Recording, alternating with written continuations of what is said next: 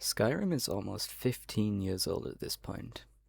If you're watching this video, it most likely means that you played Skyrim a lot during those 15 years. Maybe you have really nostalgic memories of playing Skyrim as a kid, or maybe you joined the party recently. Whatever the case, chances are you've spent a lot of your time wandering around the map, whether it be from location to location, gathering ingredients to make insanely expensive potions, or casting Soul Trap repeatedly on a corpse to level conjuration. In this video, I want to explore the relationship we all have with Skyrim a little bit more. Why do we all spend so much time in Skyrim? What is it about the world in this game that makes it so magical for us, even 15 years after the game is released? I want to go through this in two parts. First, we'll take a look at the landscape itself. What makes it so captivating to explore, and why does it never get boring to walk through? After that, we'll discuss the atmosphere that accompanies the landscape. How does this help build the world we love, and what makes the atmosphere of Skyrim so interesting? Also, for the purposes of this video, I'm considering the special edition to be the definitive version of Skyrim. This of course includes Hearthfire, Dawnguard and Dragonborn.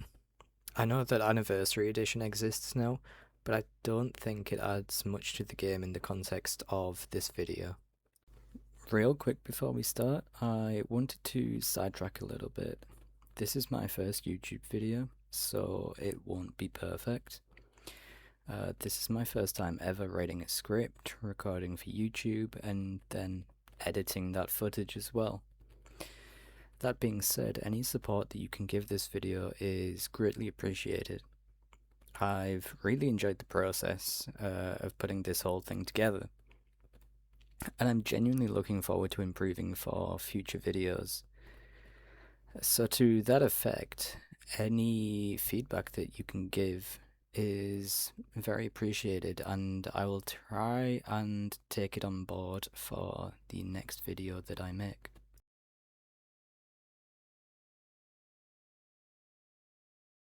Skyrim is a province that covers a large amount of northern Tamriel. It shares borders with Hyrule to the west, Cyrodiil to the south, and Morrowind to the east. Skyrim is very much the rugged north of Tamriel, with much harsher weather and landscapes than the areas around it, minus Hrothgar, although we don't know too much about the homeland of the orcs at the time that Skyrim is set in. Despite this and the frigid north of the province, Skyrim has so many different regions to explore. From the marshes of Morthal to the pinewood forests of Falkreath, you'll explore so many different environments within the span of a single playthrough. For me, this is one of the biggest strengths of Skyrim, and I think it really helps to keep exploration fresh. As an example, one major change you'll be aware of is the transition from the pine forests I just talked about to the plains of Whiterun.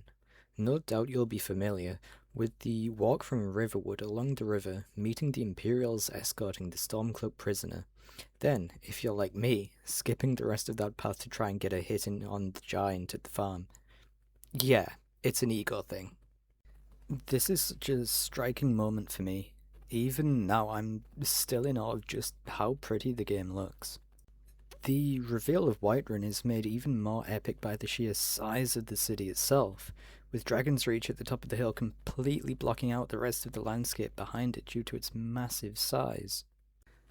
Of course, these locations aren't the only ones with stunning reveals.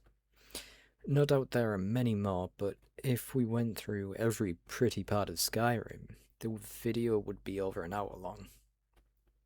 Even so, it's the sheer beauty and spectacle of the world Skyrim is set in that sets the basis for the wonder and nostalgia that we feel when we play the game.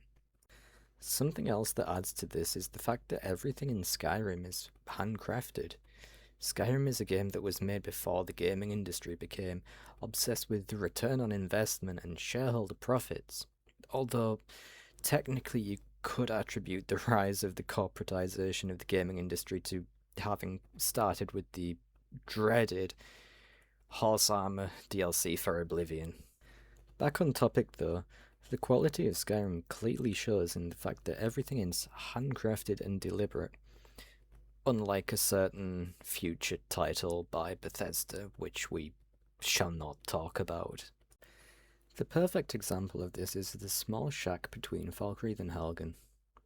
Here we can find a burnt down wooden shack, along with a note that details the small story behind the inhabitant not believing the stories about dragons until they had finally seen one with their own eyes. The writer of this note suspects that the dragon's lair is near, and that it will leave the writer and their wife alone if they don't bother it. If we explore a bit, we can actually find a dragon lair nearby.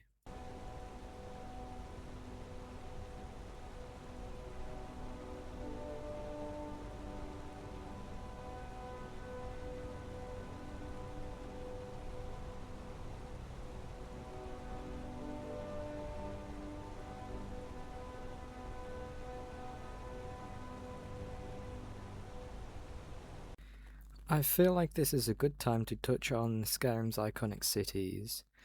We've already covered a little bit of Whiterun, but there's still quite a bit to talk about it. We of course all know what an iconic city is at this point. No doubt, to many of us it does feel like the closest to home we've got in Skyrim. The city is such a pleasant place to be in, from the layered districts to the water flowing from Dragon's Reach into the market, and I think that this is also a very important point to bring up when talking about the landscape. Skyrim cities truly are very pleasant places to be in, generally speaking, and it's quite a contrast to life outside these city walls. For example, you probably remember the first house that you managed to buy in your first playthrough. Mine was Bree's home, of course, and this made me spend so much time in Whiterun, and I got to know every single part of it. For me, then, I believe that this adds to my appreciation of the cities in Skyrim, because having a home in them really does encourage you to spend actual time there, and this encourages you as well to appreciate the layout, looks, and vibes of the city. All this to say, Skyrim cities are an important part of its landscapes, whether that be using them as landmarks in the distance, or spending your time at your house, buying and selling items in their shops, or even crafting various items. The point I want to get across with this section of the video is that Skyrim is strikingly beautiful, especially if you add a few mods in to bring the game up to date. Sure, you can have the argument that we might enjoy Skyrim even if it had Morrowind graphics, but in my opinion, the beauty of Skyrim's landscape is apparent and so memorable simply because it just looks so good and it's been crafted with such care and attention. This isn't to say Morrowind wasn't made with these things in mind.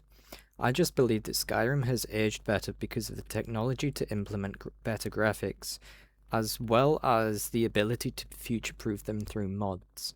Mix this with the landscapes we've talked about, and you get some big nostalgia that really contributes towards the overall magic of Skyrim. Of course, there are other factors that add to this experience. The landscape really is just one drop of water in an ocean of things that we love about this game. This brings us very nicely onto the next topic.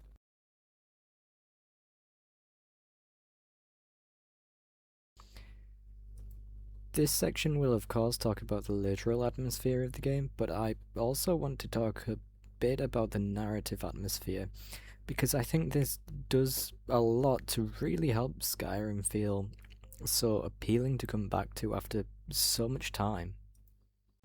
To start with, the world building is really good in Skyrim. Sticking with Whiterun for the moment, the feud between the Greymanes and Battleborns is an obvious example of that. Here we have the two biggest families in Whiterun, with the Greymanes supporting Ulfric Stormcloak, and the Battleborns supporting General Tullius and by extension the Empire. Yes, Whiterun is a nice place to live, as far as Skyrim goes, but this vibrant and very alive trading hub is shadowed very much by this feud between its two largest families. The feud between Greyman and Battleborn culminates in the quest Missing in Action, where Ferelia Greymane tasks you with finding her son, who she suspects has been abducted, in part at least, due to the Battleborn's willingness to cooperate with the Empire, and by extension the Thalmor.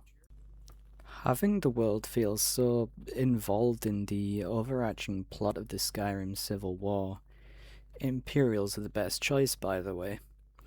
And speaking more generally, the background but also central plot of the lead up to a second Great War between the Empire of Men and Elves makes the world feel a lot more believable. What I mean by this is that the quest lines the game has don't feel like they're perfectly contained within themselves, and that's a good thing. Worlds with more depth are more memorable.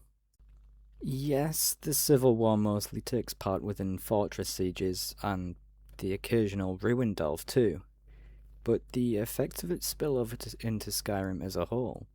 And that means that where the actual gameplay might not be perfect, the atmosphere that it takes place in more than makes up for that.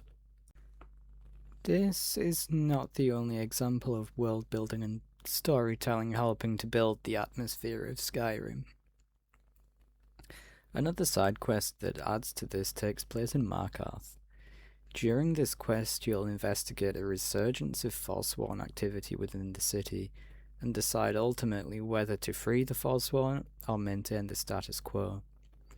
For us to delve into why this quest is important, we need to delve a little into Skyrim lore first. Before the time Skyrim is set, there was a great war between men and elves. The Great War ended with the signing of the White Gold Concordat by the Empire. One of the terms of this agreement was the outlawing of the Nordic deity Talos. This is important because, to the elves, the very existence of Talos, as a man who ascended to a god, is extremely insulting. While the men were away fighting the Great War, the Reachmen saw the opportunity to take back Markarth, their ancestral home. The rulers of Markarth at the time sought the help of Ulfric Stormcloak of Windhelm, for which they promised free Talos worship in exchange. An incredibly bloody battle ensued, and Ulfric and his allies managed to retake the city.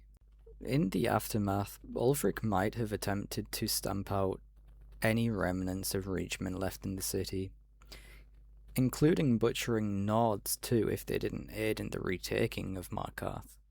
Some Reachmen, however, did survive this attack, and some were imprisoned, including the King in Rags, Madanak. This quest has you meeting with some of these survivors, now the Forsworn, and deciding their fate. The Forsworn conspiracy is great because it sets the atmosphere and mood in Markarth as a whole, giving a glimpse into the political intrigue of the Silverblood family, and also the racial tension between the Forsworn and the Nords. But what makes it important on a bigger scale is that it also plays into the bigger picture of the Civil War and Tamriel conflicts as a whole, and I think this really adds some depth to the atmosphere in Markarth, as well as some lore significance to the city. The general atmosphere in Skyrim we just talked about encompasses things such as the mood and lore of the game. In this respect, Skyrim kind of represents the calm before the storm that we might end up exploring more of in The Elder Scrolls 6, if that ever comes out. But the mood and lore of Skyrim aren't the only thing that makes the atmosphere exceptional in this game. Ambient sounds and music definitely play a relevant part in bringing this atmosphere to life as well, and this works incredibly well. A really popular example of this is the song Secunda by Jeremy Soule. Now, I must say that I'm not entirely familiar with IP lore, so I'm taking the safe route and not using this song in the video. But nonetheless, it's such an iconic piece of music for nighttime exploration, and I'm sure we all know which song I'm talking about here, even without me playing it. Secunda is so iconic because it really adds to the wonder and serenity of Skyrim nights, and it almost feels otherworldly. This is alongside other ambient noises like crickets in certain places and the occasional wolf howl in the distance. All the things that I talked about in the past section highlight just how important the atmosphere is to Skyrim, whether that be the narrative atmosphere or the various things that go into making the actual atmosphere sound so good. Imagine this: if you take either the story of the world Skyrim is set in, or the sounds that make the world feel alive away, what do you have left? A pretty game for sure, but one without much substance. Without the atmosphere, Skyrim just wouldn't feel as fleshed out as it does.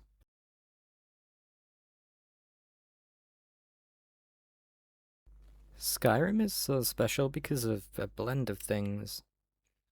I've talked about the landscape and the atmosphere of the game, but it's absolutely not limited to just these things. When all of the smaller parts that make Skyrim what it is come together, we get something truly amazing. Something nostalgic, something most of us come back to at least once a year to do another playthrough of. This, for me, is the magic of Skyrim. It's the world enabling us to remember times when we were younger and freer. Our fond memories of this game, like our first house purchase in Whiterun, seeing Margaret getting gutted in Markarth for the first time, or walking through the plains of Whiterun at night. Whatever your memories of Skyrim are, the magic is not only in the game itself, but in you as the player for allowing the game to give you the means to experience it. Thank you for watching this video. It's been really interesting to make and will be by no means the last one that I do. I already have some ideas for the next video, in fact, which I'm recording over on Twitch every Monday and Wednesday. Yeah, that was a shameless plug. I'm trying a few different styles of video at the moment, and at the beginning in general, to see where my niche is, and also to see what I enjoy doing the most. The last thing I want to do to YouTube is burn out on something that I don't really enjoy doing. I have a passion for the games that I cover here, and I want to share that and some of the knowledge that I have about them with you guys because that's what I enjoy. It also gives me a viable avenue to info dump about these subjects to an audience that hopefully is genuinely interested in learning about it. But that wraps up the video. Again, thank you for watching. My social links will be in the description. No pressure to join, but if you would like to, I'm trying to build a community around this channel. See you in the next video.